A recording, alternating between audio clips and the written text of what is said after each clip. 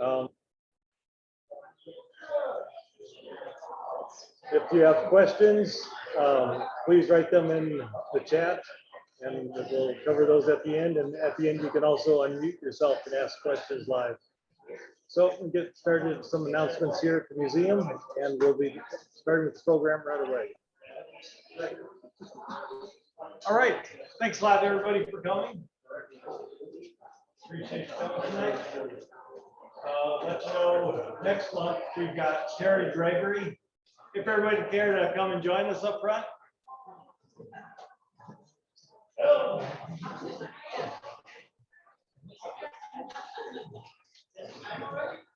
Past time.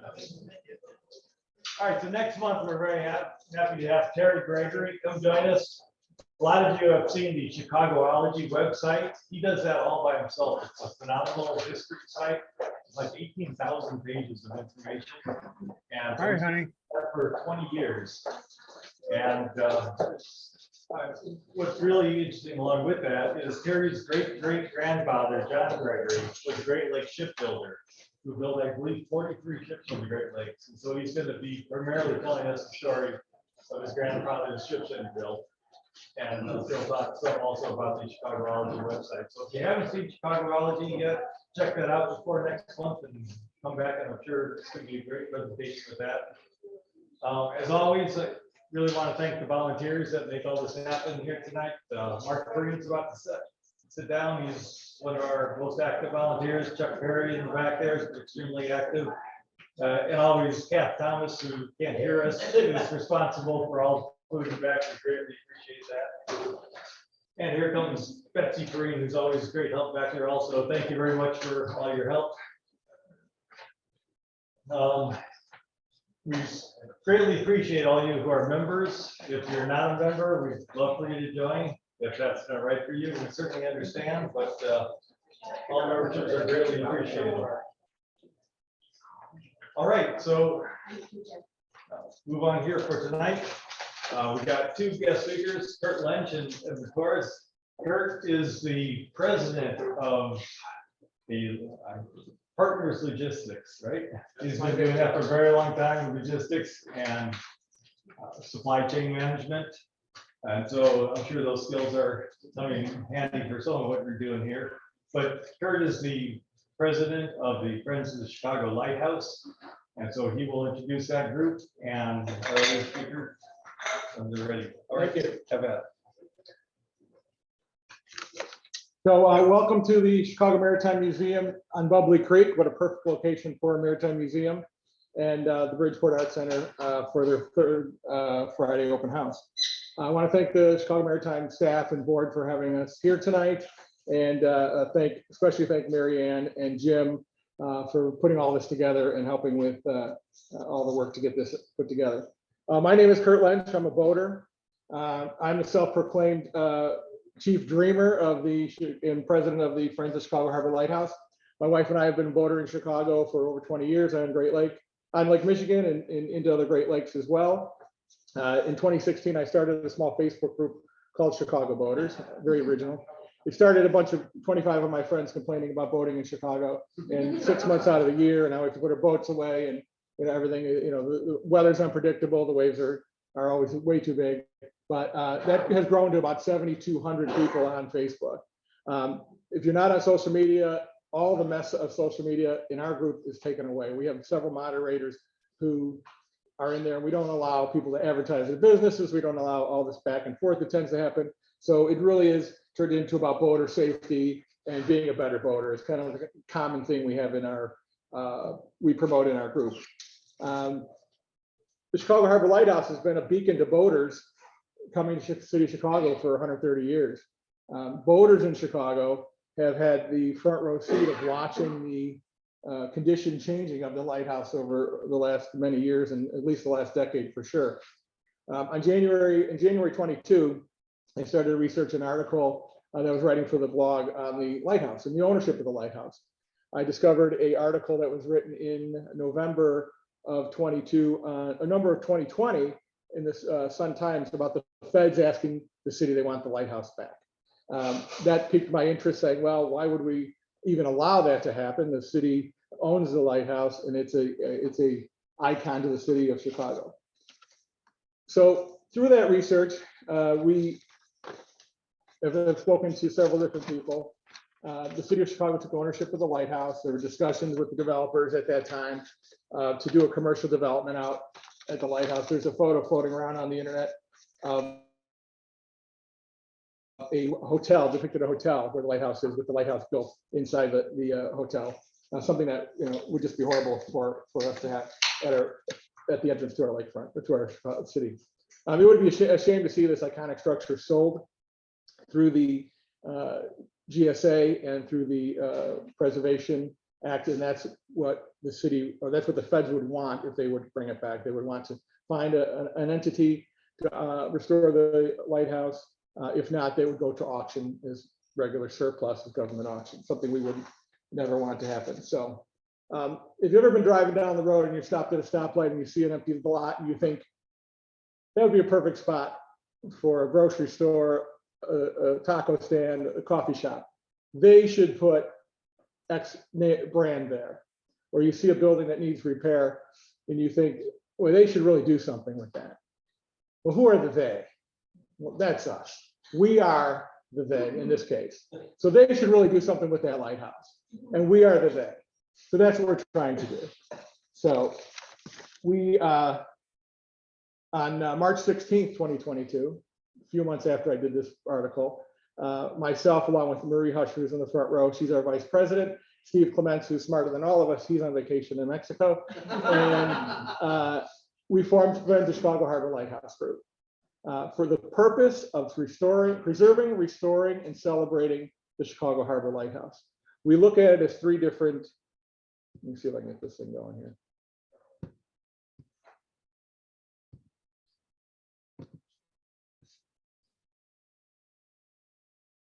We look at it as, so the status of the lighthouse is where we're at with the agenda tonight. The city owns the lighthouse. They've taken ownership of it, and they've not done much with it other than the bare minimum. In 1984, the lighthouse was listed on the National Register. In 2001, it was, I think it was applied for in 2001, approved in 2003, but we'll debate that later. The Chicago landmark, and then in 2000, the National Historic Lighthouse Preservation Act came into play, where the federal government is saying, we don't want to maintain these structures. We want to donate them to either municipalities or private entities who can restore them. In 2006, there was a report, the first condition report on the lighthouse, and then in 2009 is when the structure or the ownership was transferred to the city of Chicago. And the city of Chicago contracted our speaker tonight with Bauer Latoza Studio, Edward Torrez, to do a condition study. So Edward's team has been in 2015 from the very top to the very bottom, from the foundation to the spire and the roof, and have done a condition study report. And so Edward knows this lighthouse better than most. In 2022, we started with Friends of Chicago Harbor Lighthouse, and we applied for 501c3 status as a not-for-profit public charity. We anticipate that to take a year based on everything we've been told. It took 45 days, so we got that in August of last year. We were very surprised, but we were very, so we are just now launching this organization, and our plan is threefold. We're going to preserve the lighthouse, and that's where we're at right now. Restore the lighthouse, very clear, fix it up and restore it, and then celebrate the lighthouse. Preserving it is what we're doing right now. We're going out, educating ourselves about who owns it, how we get access to it, how we can make this thing work. How do we maintain its integrity? How do we understand how the ownership works? What makes the most sense from an ownership standpoint? And then learn what kind of requirements we need so we can make sure we restore this thing properly. So once we have that and we get this preservation phase done, in which we're in right now, then we go work into the restore. And that's where the big work is done, where we're going to have to raise a lot of money to restore the lighthouse. That's going to be the biggest work we're going to do, is restoring. And we have some great people involved that want to participate in from an expert standpoint and some direction standpoint. So we were looking at starting that as soon as we can get this ownership understanding down and access understanding down. If you keep in mind, there are City of Chicago, Department of Planning, there is the United States Army Corps of Engineers, because it's on a break wall. the United States Coast Guard because it's Navy navigation, the National Park Service because it's federally owned, and the General Services Administration. So the city that we live in a city that works, right? But it works slow, but you have four other organizations that have to work together with that. So we're slowly moving forward, but in today's day and age, trying to get a meeting of minds together at your own company is a task to do. Now imagine all these different organizations us trying to sit down, but everyone we spoke to along the way supports this process, and everyone wants to restore it. We've not met one person who says tear it down. Everyone understands the importance of this lighthouse as an icon to the city of Chicago. So our speaker tonight, I'd like to introduce Edward real quick. He told me I can't read my entire history of his resume, but Edward's the president principal of Bauer Latoza Studios. He provides direction and overall addition, design, and business leadership. He sits on the board of advisors to the National Trust of Historic Preservation, and he served as commissioner of the City of Chicago Landmarks under Richard M. Daley. Edward, you're up. I'm glad you didn't say Richard. Thank you. Yeah, I'm glad he didn't say Richard J. because I wasn't, yeah, instead of Richard M. Not the old man. Well, thank you very much for coming out on this nice, warm, balmy day. Although we've not had winter, right? This is great. This is the first time I think we've had snow in a long time. But this presentation, I'm going to kind of back up here to the agenda. So this is the order, and thank you, Kirk, for that intro and giving background before we do this this presentation. Kirk and I have been we're doing this as kind of a road show, and we've done a couple other presentations, and we're going to continue doing this and get more people involved and excited about the lighthouse.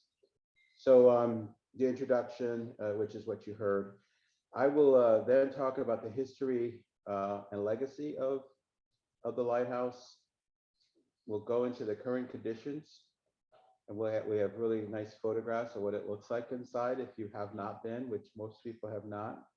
We're going to talk about the programming, some of the proposed programming that our office came up with in terms of what the lighthouse can serve as. And then we'll talk about the climate impact. As you all know, our weather patterns have been changing, and sea levels and water and winds are all just taking a really putting a beating on these structures that are out in the water. And finally, we'll talk about what's next, and Kirk alluded to a little bit of that. It might be a little more detailed. All right, lighthouse history and legacy. By the way, I assume no one's been in there, but has anybody been inside the lighthouse other than Kirk and I here? Oh yes. Anybody else? Oh, I see. Oh, there, yes. Okay, so we have some good friends here who've been there, but most people have not, and most people would love to go there. If you have a boat and you go by there, I see people circling around like it's the Mecca, and I have friends who are boaters. My wife's a sailor. She sails out of, or used to before the kids, out of Burnham every weekend and every Saturday. So I'm going to go way back to 1857, where one of the earliest lighthouses in Chicago, the old blockhouse, and the lighthouse was perched here in the mouth of the river, which now is Michigan Avenue and I can't remember, Michigan and Wacker, yeah. So this is you could kind of see the sketch of what early lighthouse Chicago has. The beacon, and it's a conical shape of the masonry. So I'm gonna go. I went back to 1857 with one of the earliest lighthouse, and now I'm going to go to 1893. And if y'all heard about the World's Columbian Exposition celebrating Columbia's arriving in America, So the World's Columbian Exposition occurred here in Chicago. It was a big world fair. Many people came here and they introduced many things, including lighthouses or benzo lenses and things. I'll go into a little bit more of that. But it was a moment of time when Chicago became the center of the earth, with introducing so many elements. The Ferris wheel being one of them, which is a engineering marvel at the time. Other things that was introduced is maybe some of you heard Cracker Jack, Wrigley's gum, the zipper. The zipper was introduced. Before that, we all had buttons. Uh-oh, I'm getting an echo. And finally, uh-oh, I'm not quite sure technically what's happening here. Let me see. Okay. And even Pat's Blue Ribbon had their own casino where they introduced their beer. And the legend or the story is, this is when they actually received their blue ribbon for their beer. And I think 130 years later, they're still milking this ribbon. Still call it Pat's Blue Ribbon. Anyway, I don't know if anybody drinks PBR here, but I think the ribbon it's just not valid anymore. So this is a really exciting time. Late 19th century, 1880s, electricity and other things were being utilized and being showcased. So one of the earliest exhibition of electricity was in Paris in 1881, which was about a dozen years before the our World's Fair. And with that introduction of electricity, Chicago wanted to really, one of the exhibits that they really want to highlight in the US were the lighthouses or the lights, and showing off the parental lenses, which really helps that light carry as far as it can with just a small little light. Early on, they were gas. They used gas for the light, and then they had a Fresnel lens, which, if you know what a Fresnel is, it's just it bends the light into a very fine sound, they call it, of light, and it could carry pretty far with not that much of a light. In the 1893 exposition, the electricity was reintroduced as a marvel of something that was going to help the maritime traffic of lighthouses guiding ships at night. Here's a nice Fresnel lens, and basically it's a lot of angles, and they're actually beautiful. People collect them. You can get some old ones now, and people use them as decorative elements in their house. And then off to the right, there you see one a light with a gas light in the center with a large Fresnel. Some of these can be very large. So back to the World's Fair, the exposition. In the World's Fair, they were very proud the fact that they were exhibiting electricity, and they were showing the newest, the latest state-of-the-art lights for maritime traffic. And they even had this guy here. This is him painting the image of the lighthouse. And there's the lighthouse. Oh, I have my little, uh-oh. Anyway, there he's doing an actual painting of the lighthouse, or the light stand. I just call it a light because there's no house attached to it. And that's how proud they were of this display, and how they were advanced from any place in the world. No one was doing this yet, and how the technology engineering feat. So there's the image. I had to find this. I was trying to find out where was this lighthouse, and is there an image of it? So here is the light stand, and it was an exhibit. So as a patron, you can actually walk in here and go up I was read that you can actually go in here and see how it's all engineered. So there's word of, it's always been said that this structure is what we see now in the lake. But I got some correspondence from somebody in Florida who said, no, this went up to New York and then it was eventually dismantled in the 70s. I believe that that could be true, but I also believe that this top surely looks like the top of our lighthouse, because I've seen both of them. Well, I've seen them this one close. And I think if there's anything that this top remained as part of the lighthouse, and that's what I'm going to say. That's my story. So it all connects to the World's Fair, but perhaps the structure. This is not a part of that, which is fine because the lighthouse, as I'll explain later, is constructed with different materials, different methods. How many of you are boaters here? How many have boats? Great. Well, then I will tell you this story. Otherwise, I would skip it. So an interesting fact, I'm going sidebar here a little bit. An interesting fact that you've probably heard of the Viking ship that existed at the World's Fair. And here's a picture of it. And this is where they landed. And look what's in the background.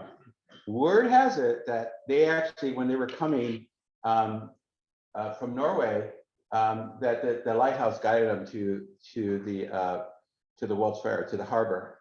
But then I read that they came in the day, so that doesn't make any sense. So I don't know if that's true. But I love this image because it shows our wonderful lighthouse or light stand here, and then the boats arriving. So this boat was a replica of a boat that was found in 1880. Not that much away from our World's Fair in 1893, although it's a ship from the 9th century. It's a very old ship. They discovered it, they dug it out, and in Norway, if you've been to Norway, Oslo, there's a museum there showing the restored original 9th century original Viking ship. So as part of the World's Fair in Norway, they decided to recreate this ship that they found in 1880s.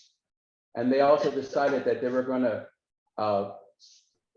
travel 4,000 miles and bring it to the World's Fair to prove that the Vikings, or that they could actually do it, because everyone said that they couldn't do it, and they claimed that they were here earlier, many thousands of years before, and they decided that we're gonna show them that no, we could do it with a ship, and we can get to America, Chicago.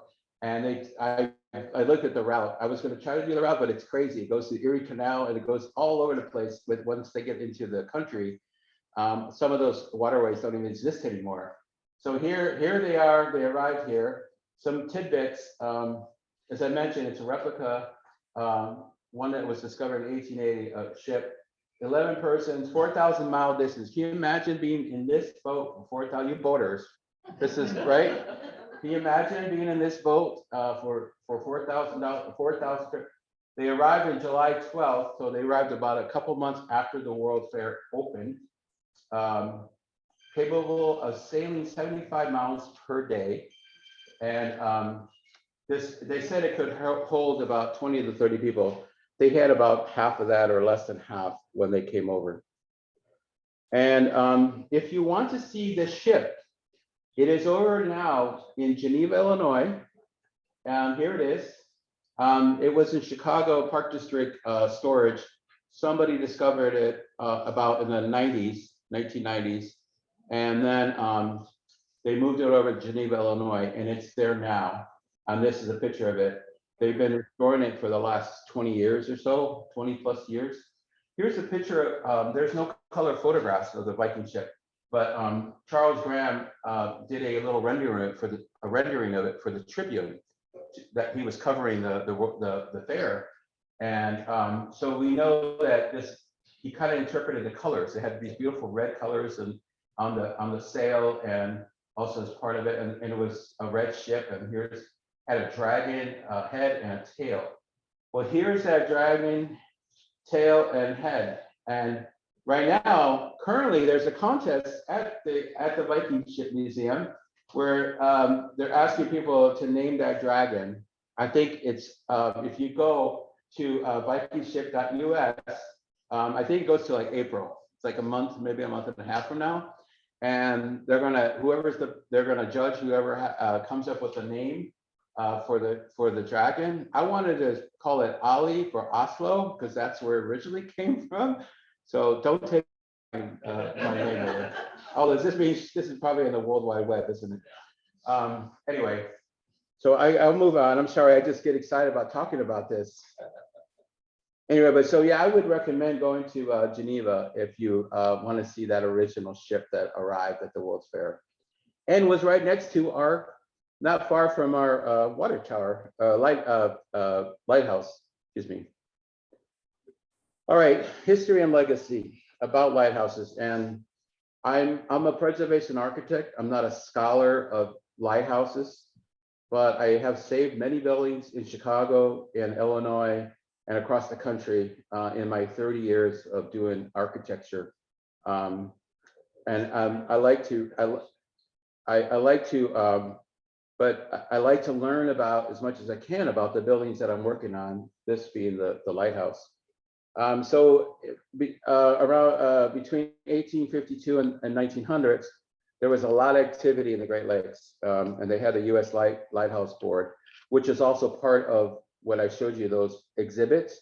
They were the ones who were the hosts of it. They were the ones who put together those elements. And there's controversy of how they did it, and they didn't listen to the people who they should have when they did the exhibits. Before 1870, what the lighthouses were actually houses with a light on top of the house where the keeper lived. And they might have had a small tower or so.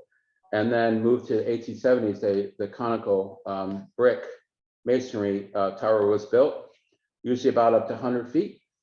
And then when steel was being used everywhere in buildings and everything else, including lighthouses, they were steel lined towers and not necessarily masonry, which is what our lighthouse is that I'm talking about. So between 1870 and 1910, there was a lot of activity in this era. It's called the Rock of Ages Light. Engineers built these in isolated islands. They also had light ships.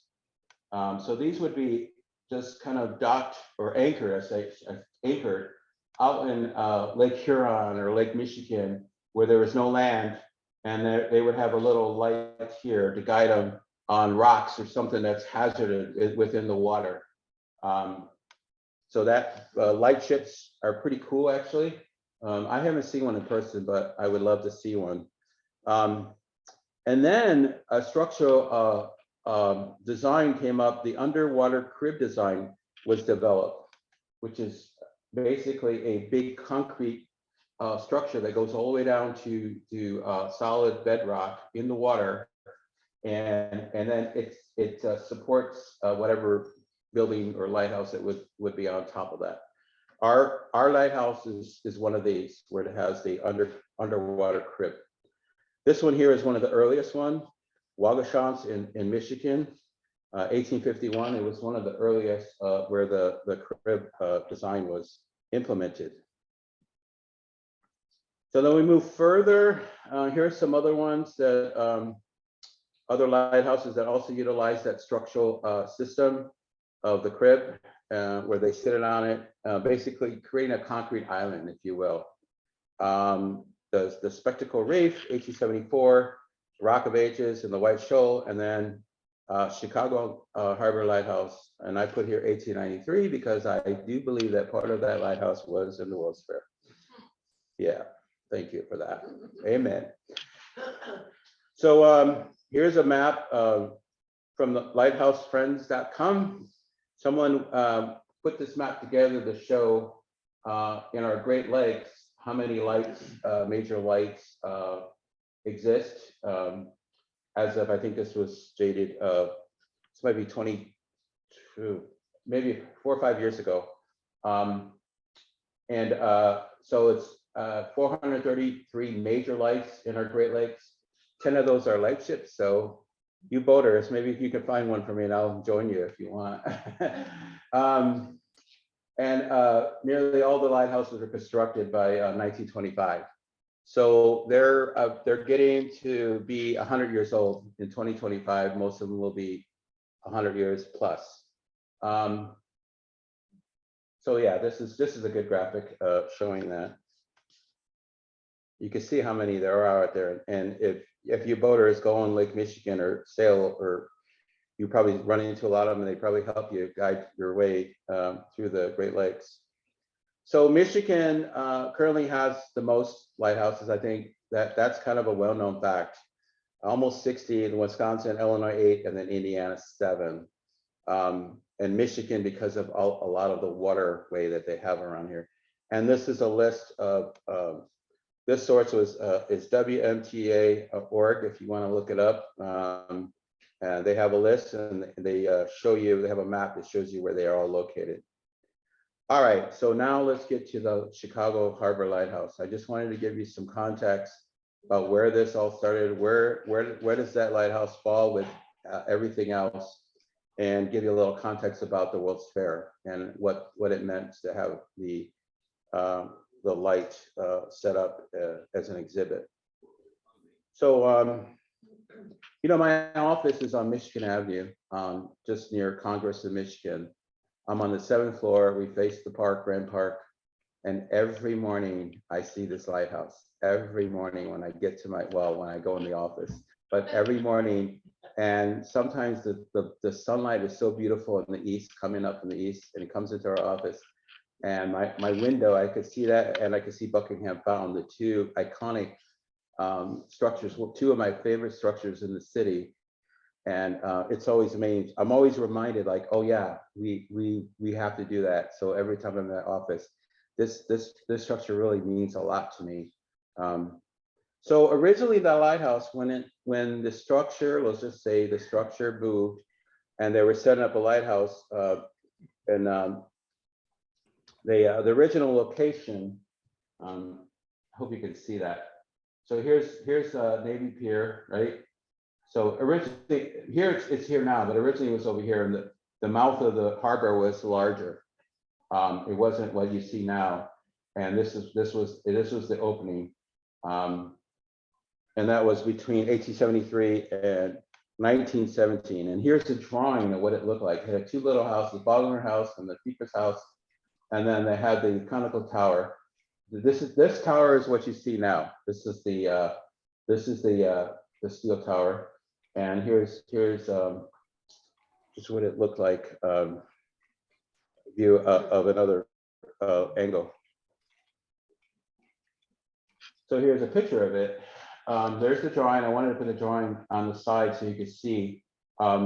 Originally, the lighthouse had two separate structures. They were on their own, independent. They were not connected to the conical structure here, the steel part. Eventually, they started connecting them so then they could use this.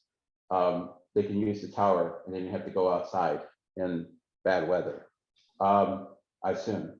And the door is right here. The door is still there. You'll see it later on, except the door here is off by like 6 o'clock.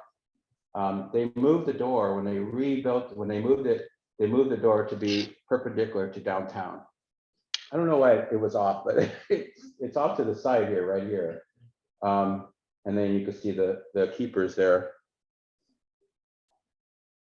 Here's some original drawings of that. Here's I mentioned the crib with some windows. And this is actually a floor. When you go in there, it's the lowest floor that you can walk in. And there's some holes you can go down. You can see water. We discovered that last time we were there. And then here's the little house. Here's the red roof. And then they closed it off. They built it around here.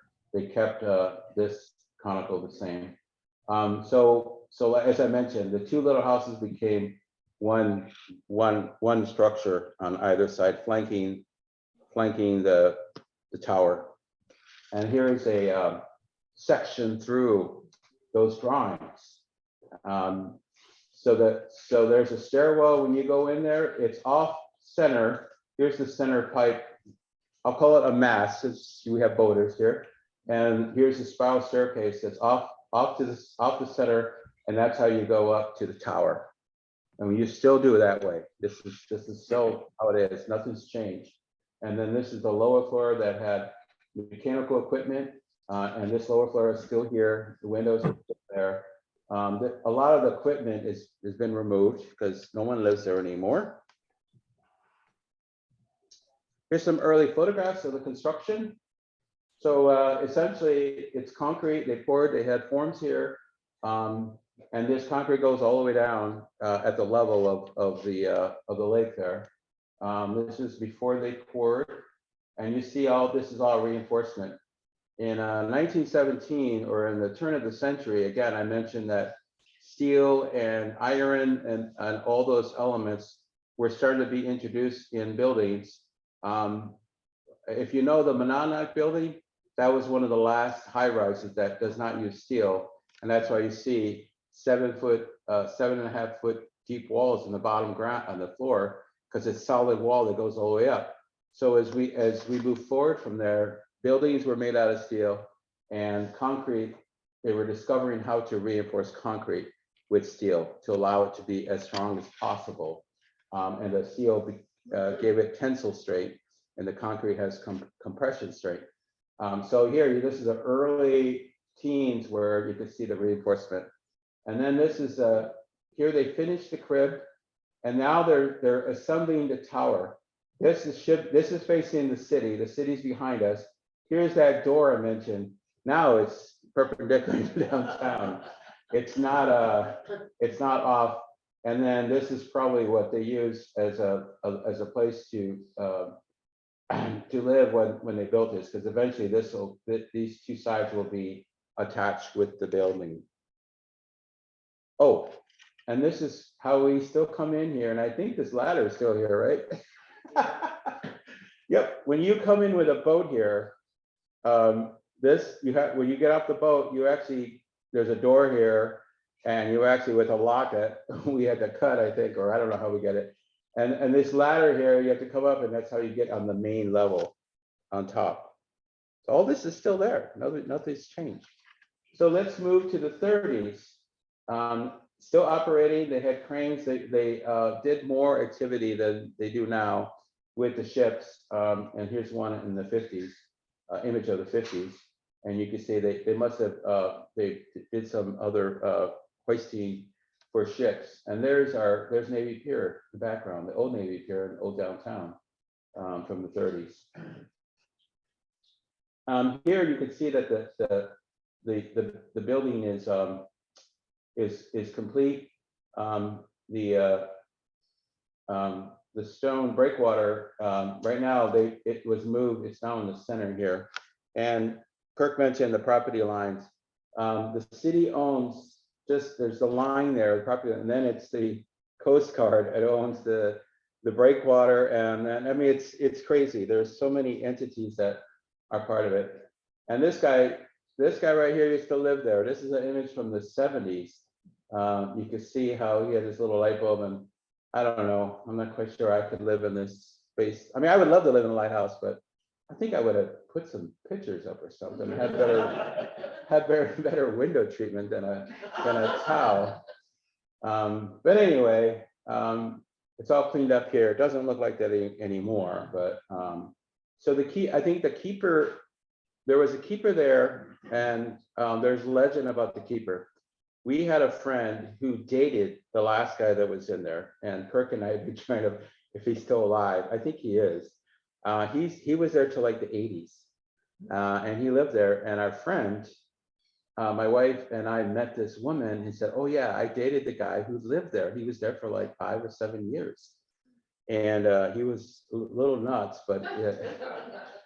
But I would love to find him.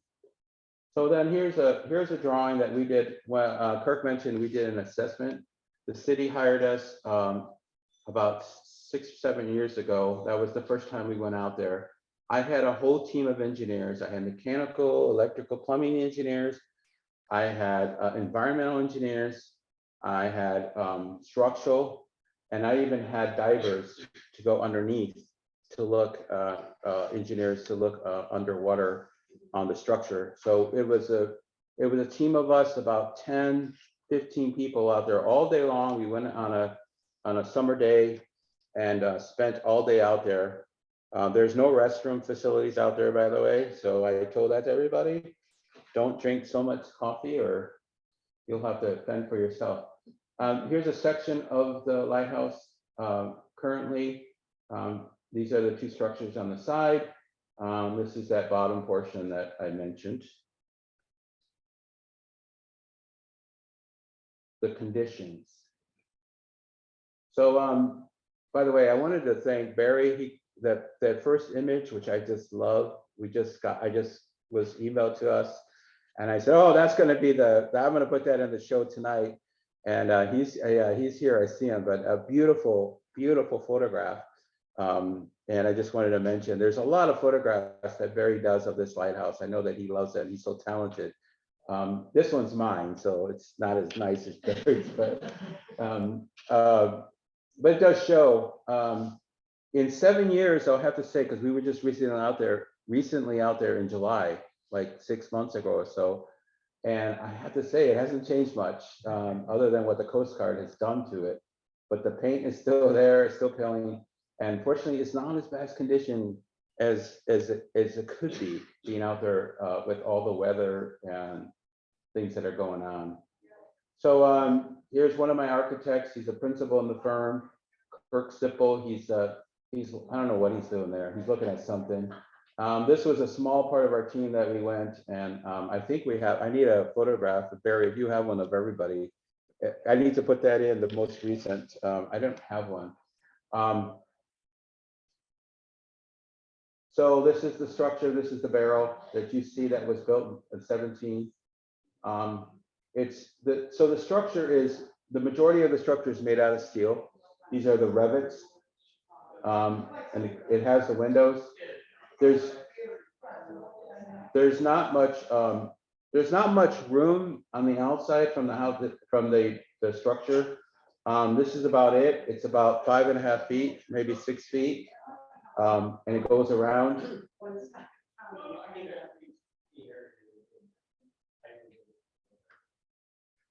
And then this is the crib. You saw pictures of this before it was poured. You saw the rebar. It's got a lot of, if there's any damage on here, it's this concrete crib. You can see a lot of efflorescence, a lot of rusted lintels, cracking. Here's one of the ladders that goes out to the breakwater here. But it's all repairable. Our structural engineers, at least 7 years ago, said it wasn't going to be, it's not detrimental to the structure. But I think eventually, when we continue with the weather we have and the waves and everything else, there's only so much when something's going to pop out, and then we're going to have to be reacting as opposed to acting upon it. Here's some more. Here's that doorway that I mentioned that they somehow corrected, put that exactly east. The roof is a metal roof. It's a metal tin roof, painted red. So the lighthouse is really neat because it's white and red, and it's so, you can see it so far because it's white and red, and it's just you couldn't pick better colors for this. But you can see there are some damage on the roof, and it does need a new coat of paint. So here's the floor plan. This is the door that I told you that's near the water. This is the concrete walls that go all the way around the crib. And this is the lower level. It's kind of pretty much open because of a lot of equipment is gone. So you walk from a boat, you'd walk from here, you'd go up, and then you'd be at this level. And this would be just about a ceiling, about as high as our ceiling here, concrete. And then you to go up, you start going up this stairwell here. And there's some pictures of it. Sorry, there's a ceiling. And here's what the rooms look like. Kind of looks like a basement, right? So then you go to the next level, which has this walkway around that I mentioned. It's not too big. It's about 5 feet, 6 feet of width. And here's our little White House with the red roof. That's the line of that. There's 2 double doors that come into this main room. And then you walk through here and you get to this other side. You have to go through the drum. So this is the stairwell that you come up from that bottom. Now you're at this level, and like I mentioned, the spiral staircase is offset. So this is now, we're going to go all the way up here on this staircase through the tower, and it's offset.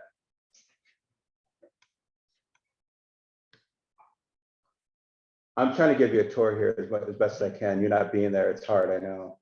And then these are the double doors. And this. Was there any damage when we had real high water from the lake or down? No, I didn't see any. There wasn't anything that was major from the high water from 7 years ago. It pretty much looks the same. But this is a nice room. It's got a open cathedral ceiling, if you will, this is the structure of the roof. It's a steel truss with a concrete finish or cementitious finish. And then there's the truss right there. It's open. It looks really cool. You know, think about it, it kind of feels like a ship too when you're in there. You kind of feel like if you've been inside of a ship or toured one in one of the museums, it does have that feeling. And then there's openings from the floor down to bring in light, natural light, right? When this was built, electricity was probably not here, and they had to use whatever they can to bring light through the building. Here's one of the round windows. Kind of cool, I think, that they made nautical windows. So the drum comes in, here's the drum inside the structure. Like I said, they just encapsulated that drum with a new building, and there it is. And it's fairly big.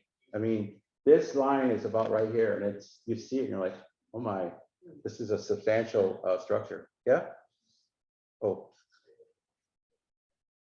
Then here's more windows. So these are just opaque windows, but when we restore it, we see the pictures, they're going to be clear windows looking out to the city and the water and the lake. It's going to be amazing when we get there. See how I say when we get there, not if.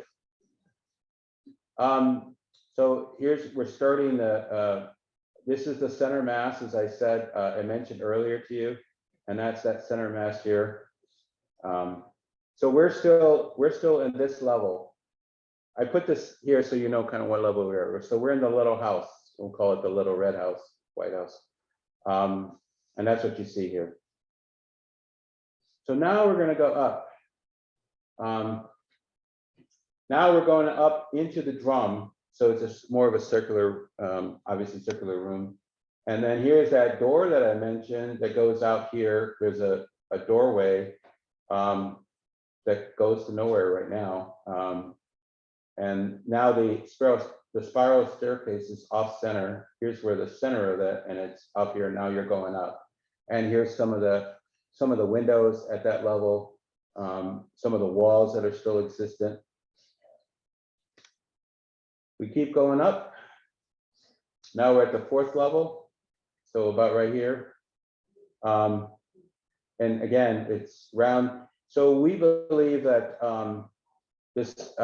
we're trying to determine where did the keeper live, where was the keeper's kitchen, bedroom, and whatever room for a home, and then where was his office and things like that. And then as you climbed up, yes. Is the light still working? Yes, I'll show you the light that's working there now. It's different from 7 years ago. I had another picture of the light, and now they changed it. When we weren't there, we weren't watching, the Coast Guard came and changed it, and I'll show you a picture of it from July. I'll talk about this later. If you all know, maybe I'll ask a quiz, and I'll ask somebody if they know what that's for. So there, this is a, we're in level 6 now, because it repeats, I don't want to do every floor. So you can see the purlins here, and there's evidence, we saw like wood floor, there was like a wood tongue and groove floor that was there, because it was somebody's home, the keeper lived there, and either bedroom or kitchen or bathroom. So now we're outside, and if you've been there, you probably heard the foghorn. So this is the foghorn. It's on this level here. Before you get to the lighthouse, it's at this level with the railing. Here's the railing. As the railing goes around, you can walk out here and you can hear that foghorn, and it's a note that just drives you nuts, right? But this is it. This is what it looks like. The railing looks like it's going to need some work. These two doors, there are two little doors, two little man doors that you have to kind of, you know, I have to wedge, maybe some of you don't, but I have to wedge, and Kirk and I have to wedge ourselves in there, make sure that we don't get stuck. They're right here. These are the two doors. That's these two doors. But now we're outside. We come all the way outside. The foghorn's over here. Again, I don't know why the foghorn isn't here for the boats. I don't know. They moved it, they put it here. Looks like it could be anywhere. They can move this. It's the Coast Guard. I'm not gonna tell what their job is, but like here or here where the ships are going in and out, where you think that would be a little more helpful. I don't know. I'm not gonna ask. So finally, when we get to the almighty top, it's the smallest stair. It's a ship ladder in a curve that you've got to go up. And of course, there's a lot of dead birds that you don't want to step on and all that. But now we're up here. I got that big arrow showing you how far we've gone up now to this top. And if you're afraid of heights, then it's probably something that you don't want to go up it. This railing is really, it's at your knees. It doesn't serve any purpose other than trip yourself when you're out there. And then here's where the lantern is at this level, which is the glass box that I think is from the World's Fair. Oh, and then see these holes? These are the things that provide light underneath. What a fun thing. I wish we could just be there now, right? Do a tour. So you asked about the light. So originally it had a pencil, all that pencil lens I talked about. It was originally some type of a pencil lens, probably done in the 80s. And then when we came back 7 years later, the Coast Guard changed it to a LED, and it looks like this. It's still pencil lens, but it's an LED. It's probably more efficient, you know, but it's not the same. And this is what we discovered. And I'm like, oh, they changed the light. Too bad. How is it controlled? Oh, they have solar panels there. There's power that goes out there too, but they had solar panels that were operating, and there's power that goes there. I'm not quite sure what source they're using, because they have equipment that's running out there too. So there's a line that comes from Navy Pier, which is about maybe a half a mile or so, right? Huh? Jardine, I'm sorry, Jardine, which is, well, that's probably more than a half a mile. Yeah, it's about a mile. Right. So that so there's a cable that goes out there and it's powering it now, which is great because we'll need power, and we'll need you know, restrooms, and we'll need accessibility. Those are going to be the challenges when we move forward with the design. We're going to need those elements. Anyway, so this is the glass here, the glass enclosure about at this level, and that's what you see here. And then here's that railing I told you about that is really low. Don't get close to that. Who knows if it's attached or not. You don't want to die here, right, Kirk? You don't want to die here. I know. Is it a foggy day or is it glass? No, it was a really eerie day. Yeah, the glass is no, but it was foggy too. it was in June, like around June 20th, around this the solstice. And we started in the morning, and it was just this eerie fog. And the foghorn was blowing away like all day long. I had to take about 4 or 5 Advils or Tylenol, whatever, because it was just driving me nuts being there for 6 hours with the foghorn going on. Oh, I'm sorry, I'm going backwards, aren't I? Wait a minute. Okay, so then we get all the way to the top. So we did climb up this ladder, and that's where that's this upper level, and there's our the formal lantern was there. You see the big red, if you had that question. This is plexiglass, so it's kind of cloudy. It's not glass because birds run into it, and when we got there must have been 20 dead birds inside. They fly in and they get trapped. They don't know how to get out, and they just die up there. They've closed it all in now, so I don't think the birds. I don't know if they're getting in. There's other ways to get in the building. Anyway, so this top is what I was talking about earlier in the beginning of this presentation. That I think that this top is the one that was at the World's Fair. And if someone's listening out there, a scholar who wants to prove me wrong, so be it. But we can dream, cheap dreamer, right? Sorry, I keep going backwards. Oh, and there I am on top of the top. There's that little railing. Here I am. You see the city. This is an image through one of the windows, which I think was very interesting. I think Barry had some really cool ones too that I saw in his collection. All right. So does anybody know what this is? If I told you already, don't say it, because I already told you guys that were there. Yes, sir. Maybe cleaning out the coal ashes. Nope. Good guess. Anybody else? Don't wait to gravity turns and it go like. Yep, he's got it. Prize for you. You get to get a pin. You have one already? Oh, good. You got the prize. Could you repeat that? I didn't hear it.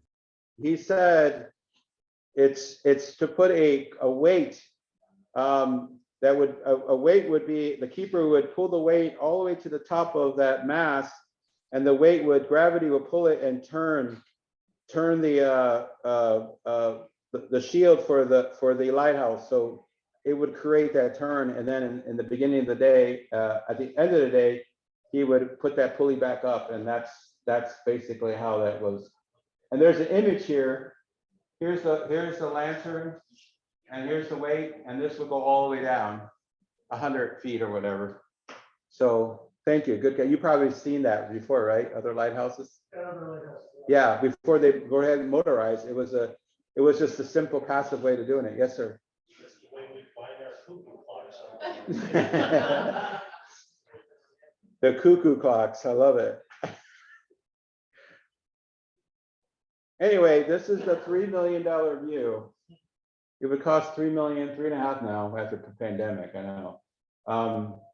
This is from this image is taken from one of those high spots, which there's no ship that tall. You would never be on a ship that tall in Lake Michigan to see this angle. And this is what the beauty about this is, that this is Chicago. It's our beautiful city, and this is the lighthouse. Everybody can experience this view, and everything else that I just told you about, the history, the interpretive areas, everything that we can enjoy. And it's just sitting there empty. And for the city of Chicago, with its rich architecture, its rich history, it's just a shame. It really is. And that's why Kirk and us and the group, that's why we're gonna do this, and we're gonna try to get as many people we can to get involved, and it's right there. So I mentioned all the things this could be, and here's a section about the programming proposed. This is very preliminary, but so it's not a very big building, as you can imagine. It's the size of a house, right? 1,500 square feet, maybe. So this is the door that I mentioned that you come in, and here we would propose to do exhibit. Maybe some of this stuff could go, maybe the Maritime Museum could have a little exhibit over there. Could Whatever. you also use the pointer on the screen for the people out here? Can you see? You No, can't, they can't. No, we can't see. can you see my cursor? Cursor? Yes. Okay. So you walk in, you guys can see it too, so I'll use that. So you walk into here, thank you for letting me know that. I forgot that you guys can't see that. You dock here with a ship, a boat coming off from Navy Pier. This would be a Navy Pier experience, perhaps. You buy a ticket in Navy Pier, you get on a boat, and it's the lighthouse tour. And you bring over 30, 50 people, whatever. You get off, and then you might have a docent or two. You dock here, you walk in. Maybe there's an elevator over here, so you can get to at least get to the. You won't be able to go all the way to the top. And there's a lot of lighthouses in the East Coast that they have interpretive spaces for people who can't have access because of physical disabilities. That's what we would do here. We would create spaces that they can experience the tower, because there's no way that we can get somebody up there that's in a wheelchair or a 90-year-old person, that can't do stairs. Anyway, but we would definitely have an elevator for the two levels. This could be an event space that you could rent, like this. It's about the size of this room, where we all could be here and I could be talking about this. Or a company could have a little retreat out here. They would rent it out, or whatever it could be, but it's large enough to fit. How many do I have there? About 120, yeah. So it's about that large. We have restrooms over here. And this is the section of it. The purple indicates event space. The brown indicates exhibit space. So now we're in the basement. We're down here. I call it the basement, the lower level, sea level. Let's call it sea level. That's what it should be called. So now we're up here. The spiral staircase. This could be exhibit space, showing pictures of what it might have looked like when it was being used. We can have a concessions, a coffee shop or something here for the 50 people who come there and they want some water or something. And then again, this is a clear event space for about 75 people, or like this setting right now. Or again, a retreat for a company or whatever. It's large enough to have that. And then as you go through here, this yellow here, interpretive spaces. This would be recreated spaces of the keeper's quarter. We don't know. We haven't gone that far in investigation about exactly where everything was. If we don't know, we'll take the better guess and say, yeah, this is, we know that he lived there, and we know that he had, a bedroom and all the elements. So, but most cases, this is where the living quarters would be, an office in the blue area, and then up here, the observation deck would be at the top, where you'd have to climb all the way up. But you would experience this, and if you've been to the East Coast, if you've been to some of these lighthouses, even Michigan has some. You've been as a museum and as a interpretive center, you know how you walk up and you see, and they have photos. That's what we would have here. So this would be the restoring it and really becoming part of the lighthouse experience. And we can have questions. I forgot to announce this unless you did. Questions for the internet, you can put it on the chat, and I think I see 7 chat things there. But here, if you have any questions about the program or anything, we can do that also at the end. So don't feel like you missed out on asking a question you haven't asked yet. I mentioned climate change and the impact of climate, and here's some images that I found these on the internet, but I thought they were quite interesting. How our storms are becoming more powerful, and our lighthouses are becoming more vulnerable if not addressed, if not reinforced. And our lighthouse is in the same pearl as many other lighthouses that are out in the sea. And I'm gonna finish off with this story. It's a little sad, but it just shows the point of, you know, you could do all the good deeds and then it could just turn out not to be what you wanted it. This is the Wagasham's light. I showed you this earlier. It's like one of a really early on lighthouse, and it has the crib, which is actually made out of stone, not concrete. And this group in Michigan, they started a non-for-profit, and they had momentum, but it just never got going. And finally, they just pulled the plug because they weren't going to be able to do it. And this is what it looks like now. The lighthouse, it's in ruin. It's out like if you ever go and drive down Illinois, Iowa, you see a barn that's just sitting there waiting to fall down and rotting. You know, that's the process of the life of a barn. This is where we are now with this lighthouse, and the community loved it so much that somebody even made a tattoo out of it. I told Kirk that he's going to have to get a tattoo now in Chicago Harbor Lighthouse. Just don't tell us where, but just anyway. No, yeah, I'll do it. If you get it, I'll get one too. Anyway, it just shows you how vulnerable these things are if we don't do this. But great leadership of this group and you having this great museum here, and how we can really make this into something special for the city of Chicago, for the Great Lakes experience, for historic preservation, for the legacy of Maritime. All those things, it could really work out. One thing I just wanted to mention that our firm, we did the visitor center for Pullman down in the south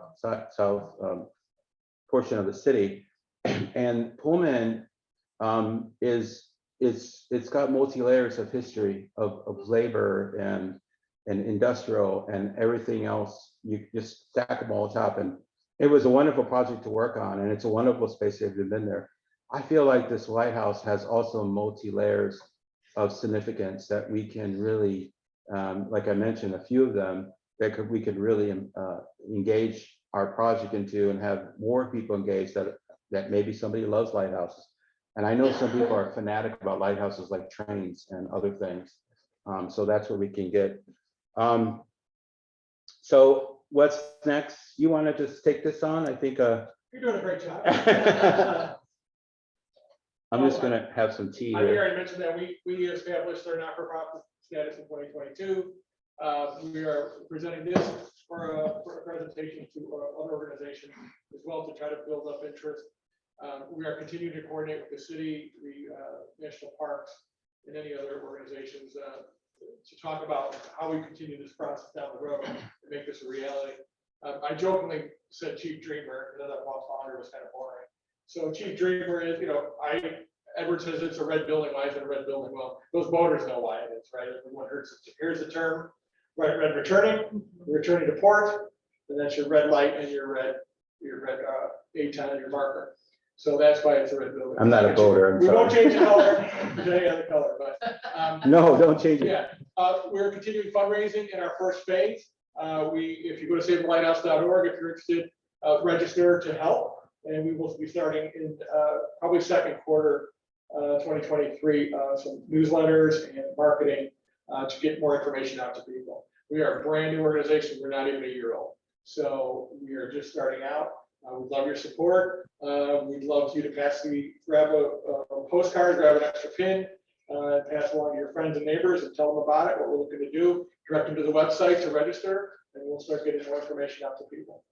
So one of the things I failed to mention, yet we are working with City of Chicago, and City of Chicago Department of Planning, they have assigned a project manager on this. We have she's great. She's actually one of my friends too, but and so they're serious about this too. When Kirk presented to them, and we're working with the city and they're working with us and all the other ones, but I think the city's taking the lead. They own the building.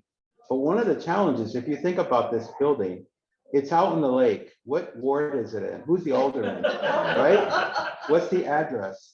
And we were kind of joking. from the yacht club, if you go and we're like, well, it's got to be like 1500 East Randolph, which is in the lake.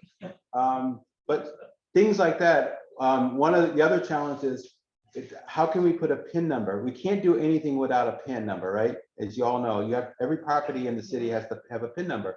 This cannot have a PIN number. So we're trying to, the city's also strategizing with this, that we would put a PIN number that is already on a building, like maybe if there was something that would be the PIN number also, but a subcategory that.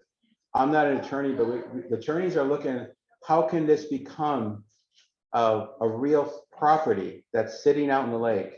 And I like 1500 rand, because how do you get building permits without a PIN number, without address? You cannot. You need both of those things.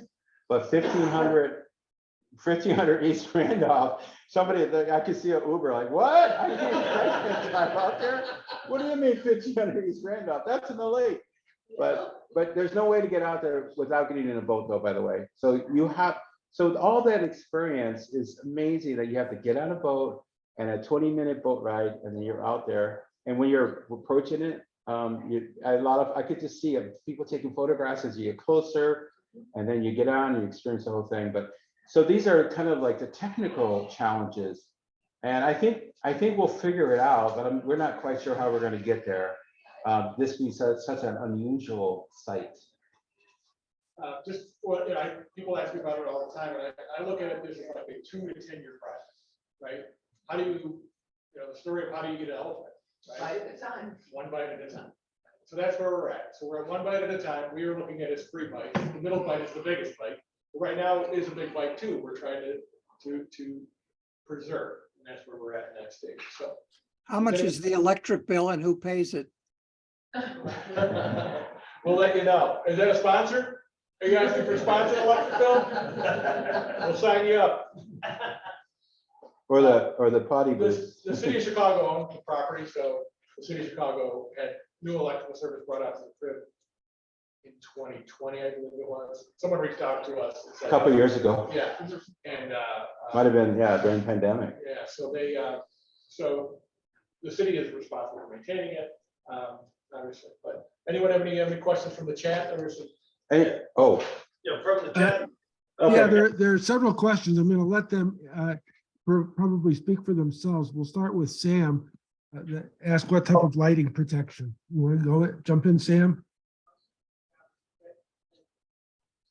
His question was, what type of lightning protection was there, and what will your What kind of building install? Oh, yeah. We could just read the chat here too. It might be easier.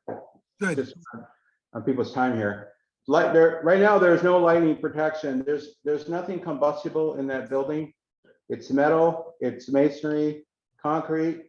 So I didn't see any lightning protection, and I don't think we, maybe we do when it becomes something, we can introduce that. That probably will be at the top, at the Finio or around there at that highest level. We could add something there, but right now there's no lightning protection, or there's no evidence of lightning protection. What's the next? Its own protection, it's all metal all the way down to the ground. Yeah, it would carry all the way down, and there's nothing combustible right now. I've seen it get hit 100 times. And what happens to it, right? Still there? If we put batteries, we could probably store that. We won't. Go ahead, next chat. Also from Sam Polanetsky, he commented that back in the 1980s, the Bureau of Maps and Plats did assign the lighthouse a house number. Oh. So that should exist somewhere. The city looked for it and they couldn't find one. If there's no PIN number on it. Hey, Sam, that's a project for you to work on. If you get us a PIN number, that would be great. We'll get you a PIN. May I speak? Back then, the late 1980s, 1990s, the City Bureau of Electricity did do some work out there on the lighthouse. I actually made one trip out there with the foreman just to just to get out there to see that they were doing their work. And this was when they ran that power cable you were talking from Jardine out to the lighthouse, and that was done by city forces. And yeah, I Well- know it had to be documented because I'm pretty sure I'm the one who had to go over to the Bureau of Maps and Plats, which was absorbed into Department of Transportation. So who knows where those records are now. But when Charlie O'Connor was the superintendent of Maps and Plats, there was actually a house number assigned to it. Well, the city did not find a PIN number, but that's interesting. We'll pass that on to them. Thank you. It's not a PIN number. PIN number is the county assessor. So if you're looking for a PIN number, you got to go to the county for it, which had no interest. But a house number is assigned by the city, and they should have the record of it. We'll check out with them. Thank you. Next question. Suggestion that you have printed information with the architectural book for companies. Hmm. And how about anyone here have questions to ask? Yeah, right here. Oh, somebody else? The one in the front here. Yeah, so there are other organizations like yours that have succeeded with restoring lighthouses. Have you been in touch with some of those?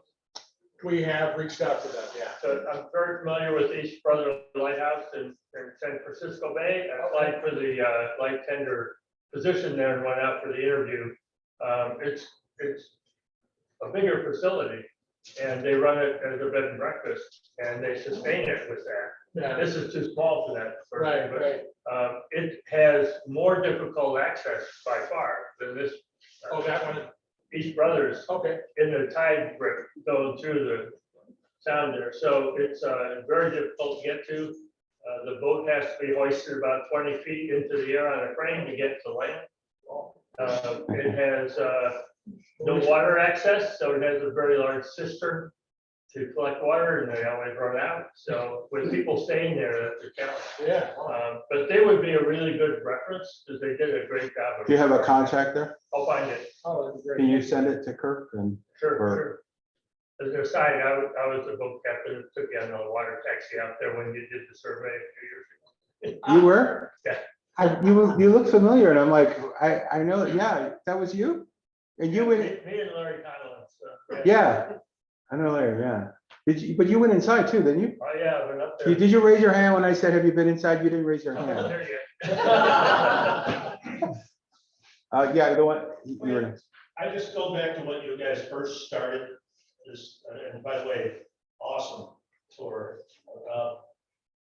You guys don't look like the average guys I see on YouTube, the urban explorers. Let's get this straight. You guys actually pulled up there in a boat, every boater's fantasy in Chicago, and went there with an angle grinder, cut the lock and went in there? Yeah. Is that how you guys did it? We arrived by boat. Yeah. Boat We cutters. did not leave the angle. No permits? No, we coordinated with the The city. universal key opened up the lock. and Universal then, key. Yeah, two representatives from the city were with us as well. Well, then the police showed up. Within minutes. Oh, it's. They were out there. They showed up? Oh, yeah. Really? Helicopter came in. And he knew he knew one of the police officers. or the- No, Oh, my God. not at all. We, the city talked to them, we arranged it through the city and arranged it through Chicago Marine Police, but the, communication that works doesn't always trickle down to the, Yeah. to the guy on the dock, or, the guy driving. Yeah, so they I've came been- by, checked on us and we were okay. I've been in the lighthouse 4 times now. I've gone with Navy leadership of Navy Pier. They were trying to decide, can we make this a Navy, but so I was on a boat. So I've gone the first time and then 2 times and then this last time. I've been there now 4 times in the last 6-7 years. And I think this is the first time where communication was not as tight as it could be. But it was fine once we told them who we were and we're not urban explorers. Well, we are, but we don't look like it. Anyway, you had a question? Yeah, for your programming, you call it the $3 million view. What is roughly the range to restore something to maybe this level of programming approximately? What, just ballpark? 3 to 5, no? Yeah. I mean, it was, yeah, I mean, like I said, if we do it in phases, maybe the first is to just restore it as empty shell, corn shell. Don't do the interpretive phases. No, just to stop. Clean it up and just make it look. And then the second phase would be the build out with whatever it is. And put toilets in, you know, all those kind of stuff. And then, I don't know what the third phase would be, but whatever that is, if it becomes even a larger event space, possibly. But whatever that could be, and maybe you have a developer who will lease it, like other places in the city, and they lease it for whatever, and it becomes just a better experience. But yeah, that's yes, sir. You talked about the mast and the drum. What's structural? The drum is the structural portion. The steel? And what's the purpose of the mast?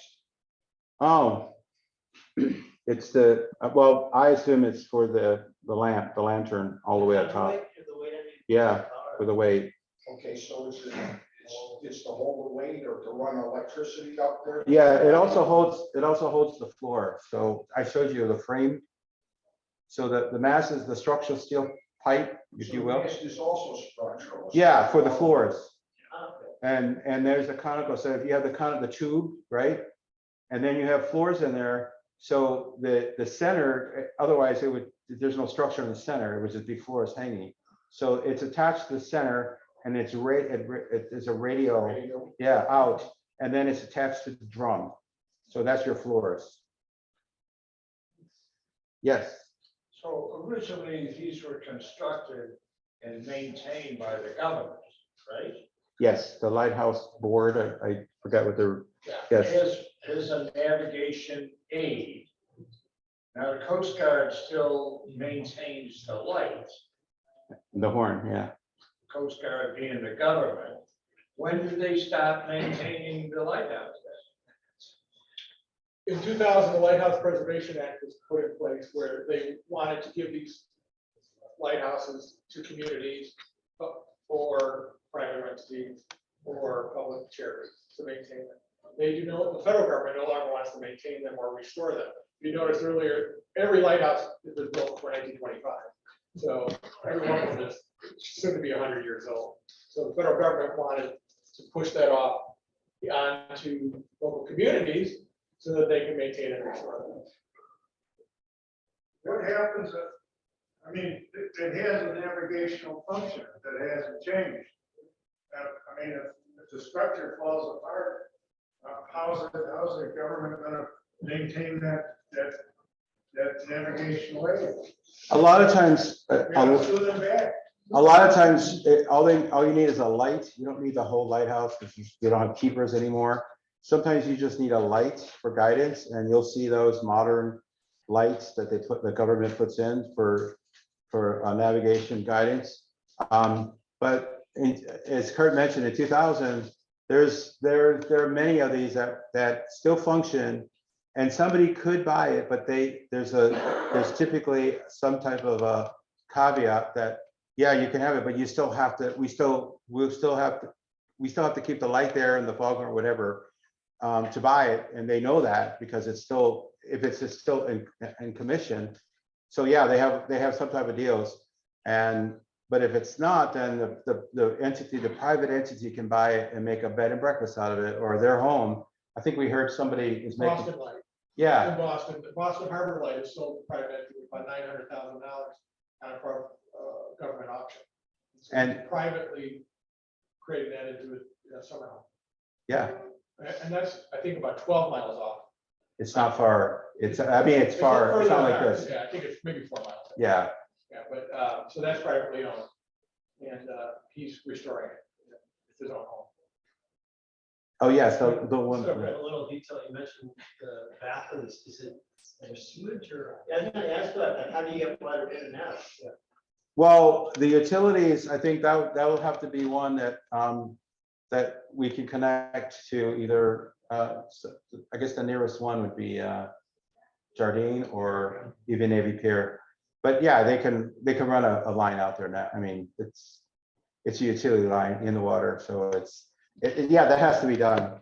And with the same thing with the waste, and we have electricity, so yeah, that's something that we're going to have to work out. I'm hoping that we can get some electricity with solar and other means, so it could be sort of a green sustainable structure. I think that would be, for the optics of it too, would be kind of great. So you, yes, So my question is, with the connection to the World's Fair and everything, has there been any consideration of maybe connecting with some of the museums in town? Like, for example, the Museum of Science and Industry has an obvious connection to the World's Fair, or even like the Bridge Tower Museum, that would be right on the river, close to the locks. But they have friends groups too, right? So just wondering if that's. Great those idea. are- yeah, I think definitely, yes, when we get there, Yeah, yeah, I think that, that's going to flourish, not just the museum, science and industry. the shed. Everything. Planetarium, the shed has a boat that goes right next to the shed, so, you know. Yes, that's a great idea, and I think that's gonna happen just organically when they, Yeah. when this becomes that, they're gonna wanna be part of it. Right. The shed and and science and industry, definitely, because the Yeah. technology to create this. Any Right. more questions? Thank you. Right now, I'm working on the Obama Library. Oh, great, congratulations. It's, you know, we're still in real tough stages. But, I see they are gonna have a section for Chicago history. I just wanted to see you guys part of the Obama Library, because now's the time to do it. Just a suggestion. Do you have a contact or somebody? I'm just a carpenter. So is Jesus. He was a little Sometimes carpenters are one of the smartest guys in the construction site. No, I'm an architect. I know, I'm not gonna say anything bad about who's the lowest of the food chain, but I have a lot of respect for carpenters because you guys have to do a lot of stuff. Yeah, oh, yes, An idea for you. yeah, When you get rolling, you're worried about the plumbing. You might not need plumbing right at the start. I mean, you put in a tank, and just like on a boat, it's self-contained, and then you pump it out. You have a ship come along once in a while and clean out the tank, I mean, rather than paying for a mile of plumbing under the lake. that is a idea, and I think if this becomes more event spaces, what's gonna happen is you're gonna have a barge that kind of parks next to it, and it's gonna have food supplies and all that, and a barge that's gonna take waste, like any festival or anything like that, and over glorified porta potties kind of thing, but permanent ones, and with the tanks and all that, and that's just done once a week or whatever, that cycle. Yeah, I think, I didn't want to mention that, but yeah, there's many ways of doing this, and we'll see when we get there, we'll see what, you know, I guess in a boat too, you just probably go off to the side too, you guys, two boaters, right, sometimes when you have to go. It's frowned upon. What? Okay. Any other questions? There was one online that somebody asked, I don't know if you saw it, from Krugler. Your You might question? want to address that one. You read that? You want to read it? Yeah, I can. Go ahead. It's, hang on. I lost it there. He says, sorry, I hopped on a bit late.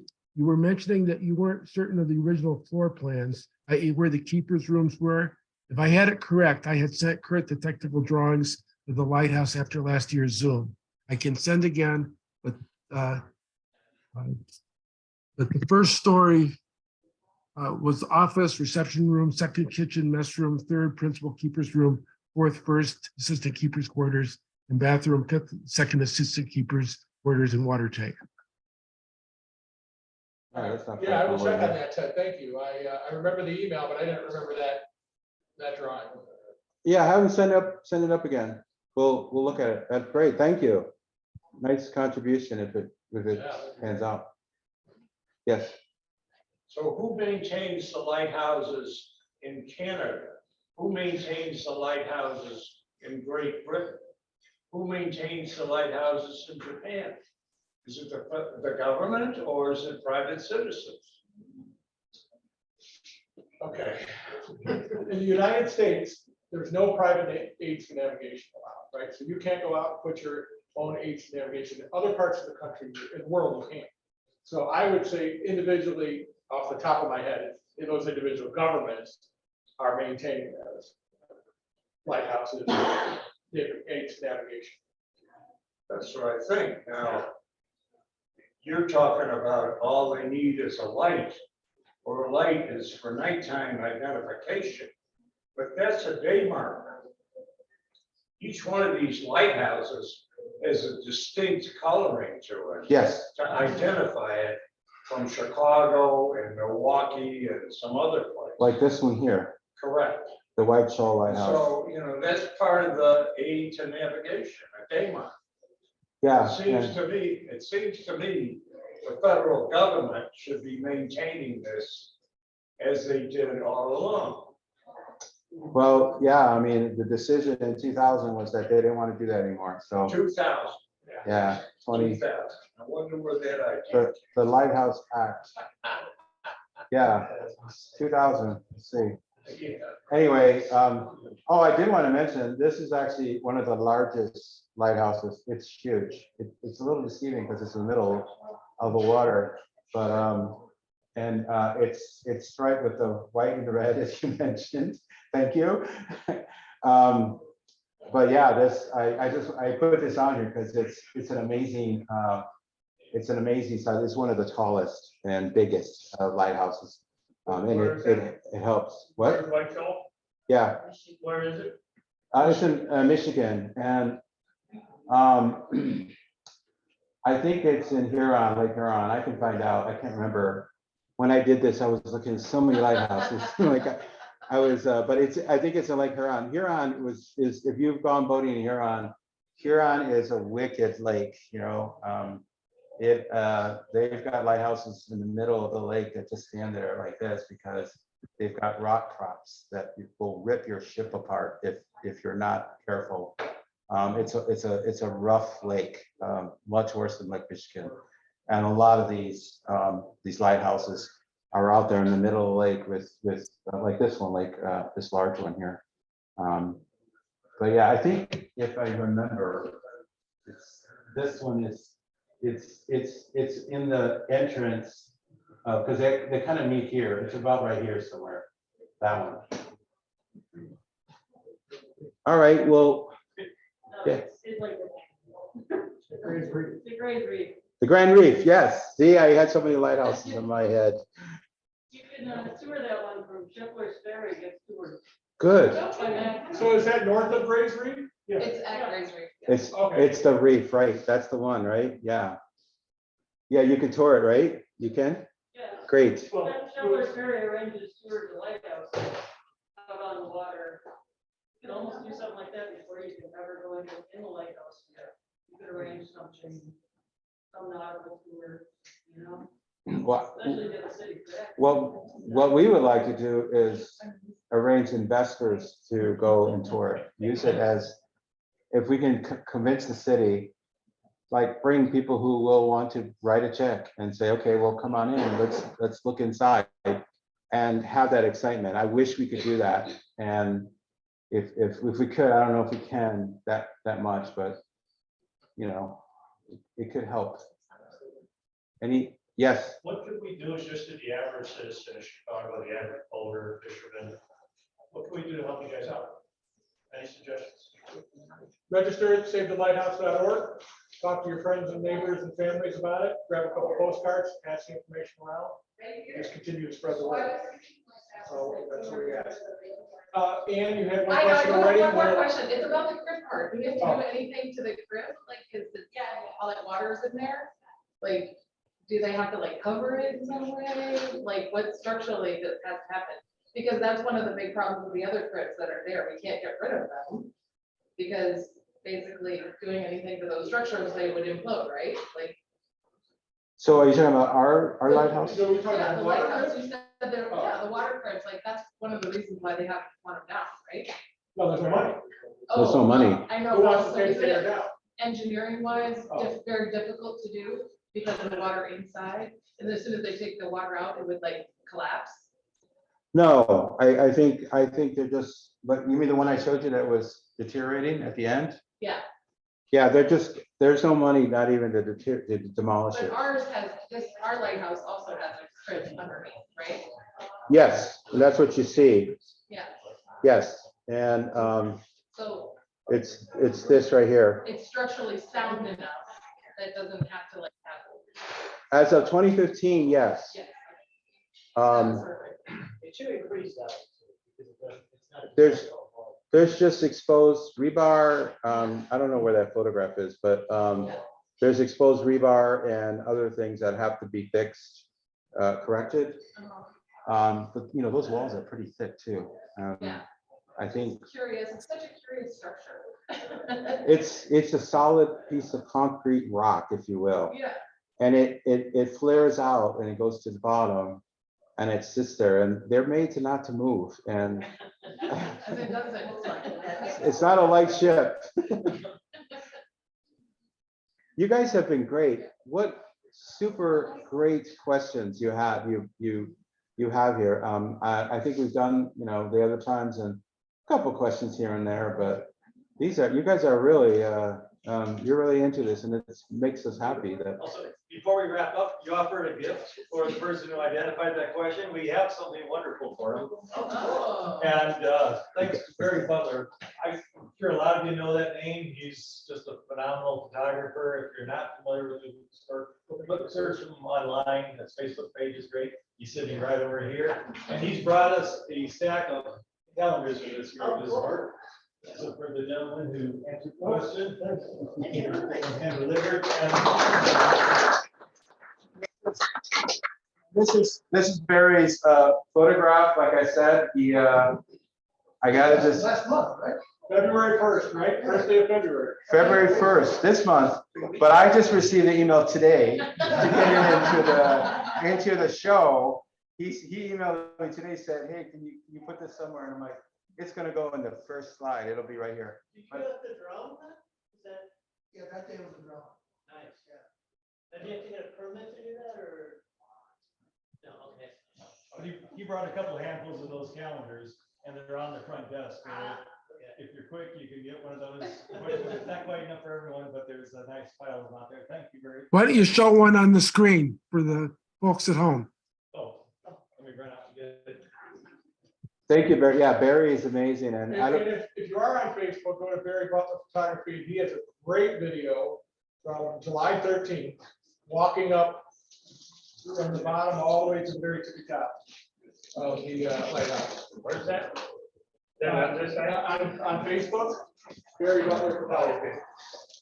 So here are these calendars, Thank you. How tall it is, yeah. and so he donated a couple handfuls of these for us to pass out for the people that came here tonight. Sorry Okay. for the folks online, but Barry, thank you very much for bringing these. thank you. Well, thank you very much.